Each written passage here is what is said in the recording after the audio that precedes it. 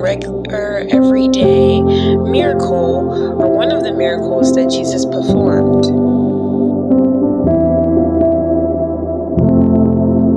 But what we don't realize is that Jesus walked on water. In this scripture you can find in Matthew chapter 14, verse 24 to 32.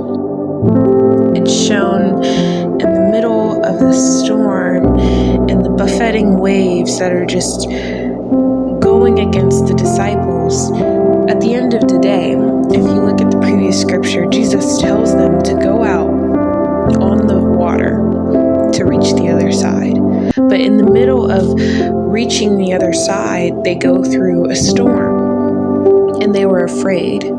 But when Jesus comes, he tells them not to be afraid. Now, I was wondering why he didn't come out on the storm and calm the storm. His intention wasn't to calm the storm. His intention was to reach out to the disciples, to tell them not to be afraid, but to have courage. Peter replied, "If it is really you, Jesus, then tell me to come to you." Jesus said, "Come." Then Peter got down out of the boat, walked toward Jesus. But when he saw the wind, he was afraid and began to sink. And he cried out, "Lord, save me."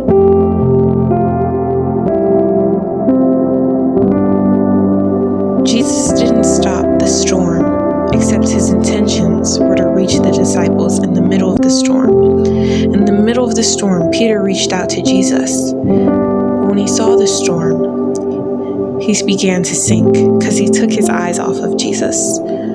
Sometimes it's not really how big the storm is or how great it is, but how great God is and what God can do in the midst of the storm. So I began to think, and I realized Jesus walked on water. Like, that is something supernatural. This is something that doesn't happen every day. He walked on water.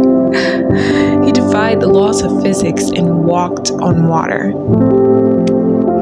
And it came to me that there's a lot of times when we doubt God, or we ask God, even for the smallest things, "God, help me get this job," or "Help me figure out what to do," or I don't have this, or "I need this."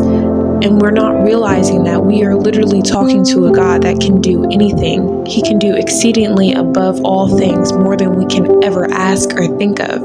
His ways are not our ways.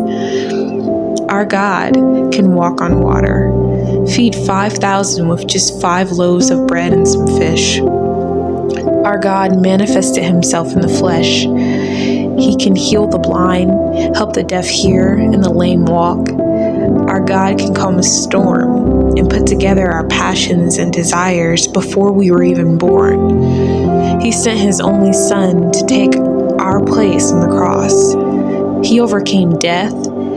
He's the one and only, the Alpha and the Omega, the beginning, the ending, the King of kings, the Father of fathers, the lover of lovers, the one and only.